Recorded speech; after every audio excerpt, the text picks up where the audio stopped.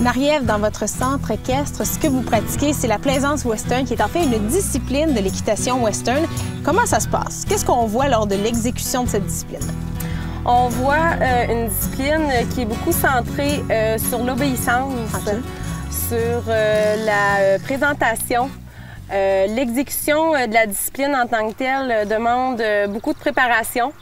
C'est une discipline qui est relativement calme, ce n'est pas basé sur la vitesse, mais ça démontre bien le niveau d'exigence, de préparation et de niveau de dressage des animaux qui parcourent dans ces épreuves-là. Est-ce que vous seriez prête à dire qu'il y a des chevaux, des races de chevaux en particulier pour cette discipline? Au Centre équestre KM, on a un élevage qui est basé sur les races Pintorse et Quarterhorse. Je vous dirais que c'est principalement les races qui sont présentes au niveau de ces disciplines-là.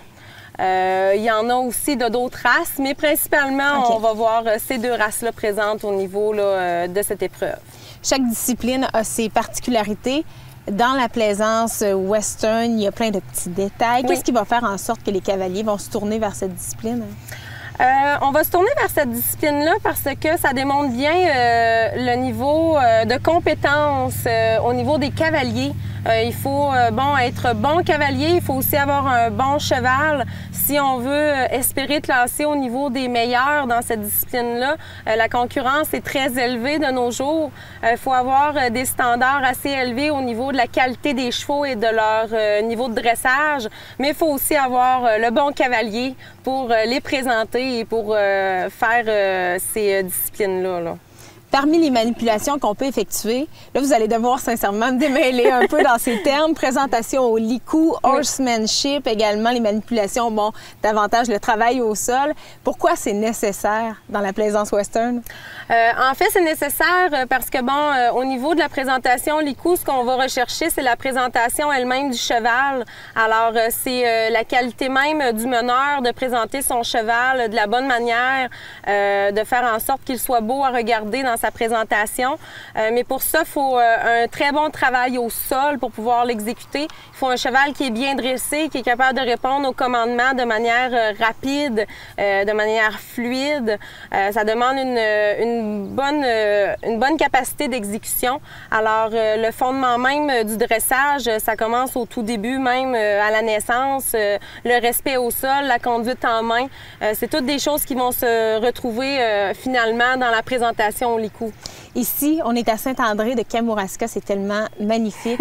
J'imagine que ça vous permet d'avoir d'autres façons d'aborder le domaine équestre grâce au paysage, grâce aux infrastructures qu'il y a ici. Oui, tout à fait. Bien, en fait, on a une écurie de pension. On offre les cours d'équitation, la randonnée. On a accès au fleuve facilement. On peut aller se baigner avec les chevaux.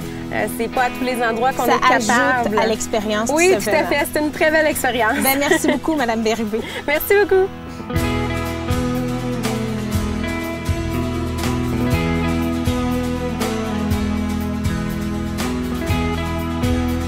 Cette fois-ci, René, vous nous parlez de l'équitation western. Là, j'ai besoin d'un petit peu de précision, un petit rappel. Grosso modo, c'est quoi la distinction entre l'équitation western et l'équitation classique?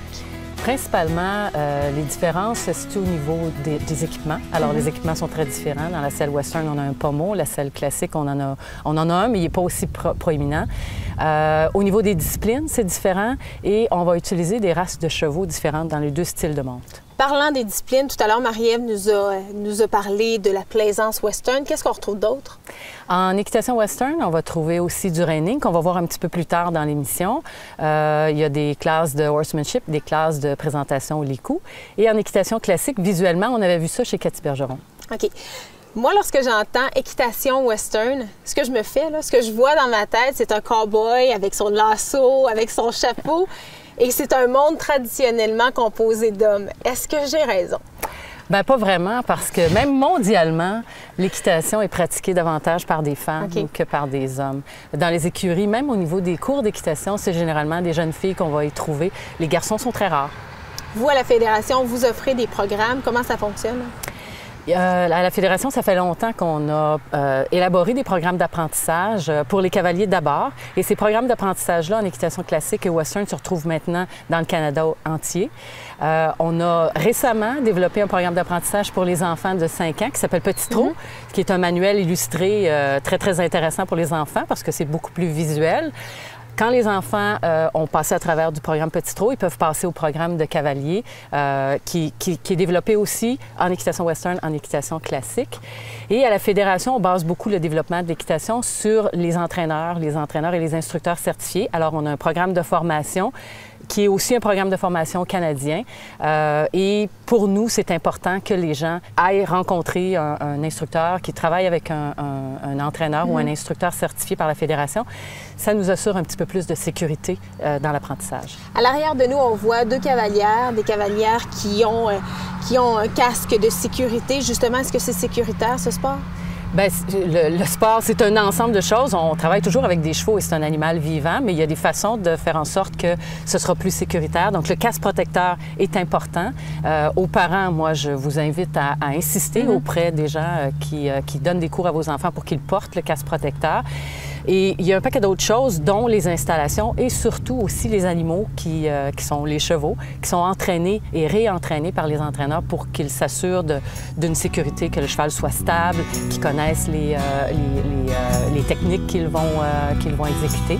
Alors, c'est un ensemble de choses, mais le casque protecteur est effectivement très important. Encore une fois, ça a été un plaisir. Merci, René. Ça m'a fait plaisir. Cette capsule vous a été présentée par la Fédération équestre du Québec, la référence en matière d'équitation, et par Équiqualité. Vivez une expérience équestre positive et sécuritaire.